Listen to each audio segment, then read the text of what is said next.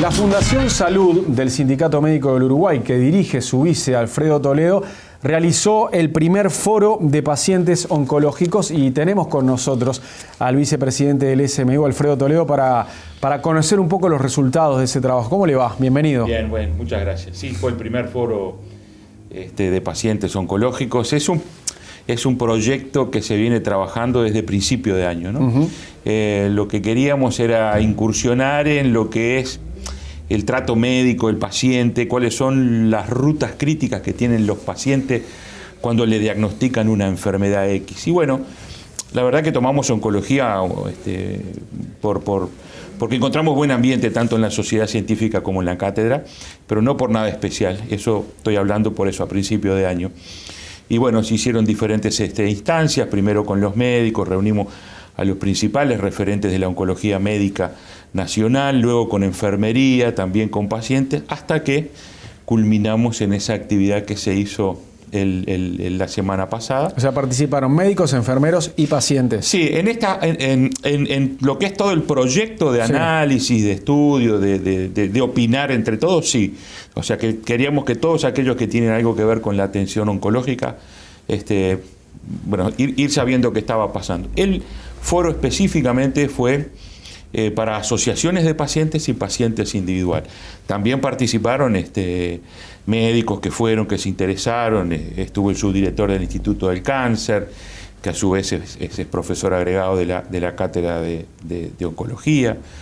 Pero el foco era que los propios pacientes se sientan contenidos, que encuentren un espacio, que cuenten, que digan, de todo el país además. Eso fue lo lindo, porque hay asociaciones en todo el país, uno a veces desconoce y se lleva sorpresas. Cuando empezamos a trabajar, empezamos a encontrar en cada uno de los departamentos una asociación que reúne a personas que hoy se dice que sobreviven al cáncer o que han tenido familiares con cáncer, que realmente hacen un trabajo pero muy interesante.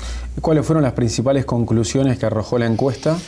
En paralelo con esto se hizo un trabajo de investigación que incluía una encuesta que tiene 3 etapas. Una se hizo con los médicos referentes, otra con los pacientes, que es la que está en curso, pero quisimos adelantar alguna información para que muchos de los pacientes que habían participado sientan que ya tienen un retorno. Y la tercera etapa, que serán los primeros meses del año que viene, es juntar los dos, médicos y pacientes. Tomamos 3 patologías, se tomaron quienes hicieron la investigación, 3 patologías que sí tienen su cobertura médica en el Fondo Nacional de Recursos. Nuestro interés no era era otro, cuando estoy hablando en el mes de enero y febrero, era saber cuál era la situación de aquellos pacientes que eran diagnosticados con una patología, que tenían un diagnóstico certero y tenían que pasar a recibir la medicación del fondo que ya estaba autorizada. Y lo que no nos queríamos quedar con ese rum que decía que era muy difícil, que sí, que no, que en el interior, que en Montevideo, dijimos, bueno, vamos a la fuente. Entonces se tomaron 15, 16 médicos referentes en oncología, se los encuestó, se trabajó con ellos para ver los puntos críticos, y lo mismo con los pacientes. Allí surgen algunas diferencias entre lo que es Montevideo interior, en lo que hace al acceso. Fíjate que estamos hablando de acceso a medicación que está aprobada. O sea que yo tengo la posibilidad de acceder, el país todo hace un esfuerzo por poner esa medicación y sin embargo tenemos dificultades para llegar. Una cosa que debería ser inmediata. Está hecho el diagnóstico, veo si puedo entrar en el protocolo y entro. Hay diferencias en el tiempo entre Montevideo y el interior. ¿Cuántas personas fueron consultadas en la encuesta? En la encuesta de pacientes se encuestaron 63 pacientes a la fecha, creo que se va a llegar a 100 al final. No mucho más de eso, porque no era una encuesta cuantitativa, sino cualitativa. Exacto. A nosotros lo que nos interesaba era más bien cualitativamente definir las barreras, los obstáculos. ¿Y cuáles son las principales dudas de los pacientes oncológicos? Los pacientes oncológicos lo que se ven enfrentados, primero, que no tienen una contención institucional. Viene el diagnóstico y todos hacemos así y vemos para dónde arrancamos. Las instituciones no están preparadas desde el punto de vista de recibir y de contener a ese paciente que ahora se enfrenta a otra cosa. Digo, que hasta hace muy poco era sinónimo de muerte, pero hoy es sinónimo de una enfermedad crónica, una enfermedad que tiene tratamiento, pero que nos cambió la vida a partir de ese momento. Bueno, eso es lo primero con lo que se encuentran. Después, el poder acceder a qué tratamiento hacemos. Entonces eso implica a veces una serie de exámenes complementarios, de exámenes postdiagnósticos, que es lo que permiten la inclusión o no de la persona en los protocolos del Fondo Nacional de Recursos. Allí hay otra limitante porque eso tiene un costo. Porque lo que no tiene costo es el medicamento, pero lo que pasa en el medio o lo que pasa después sí. Claro. Entonces, seguro, yo tengo el diagnóstico, para entrar en el protocolo me exigen esta batería de exámenes, eso es de mi bolsillo porque no lo paga la mutualista ni lo paga el fondo, y eso muchas veces genera un retraso.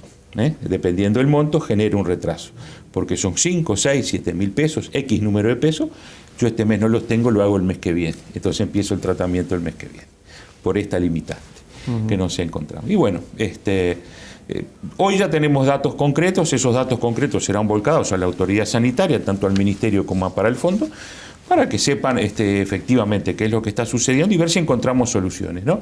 Es decir, es muy importante que la gente ingrese en los protocolos y que se tengan protocolos para saber exactamente que la medicación esta es la adecuada.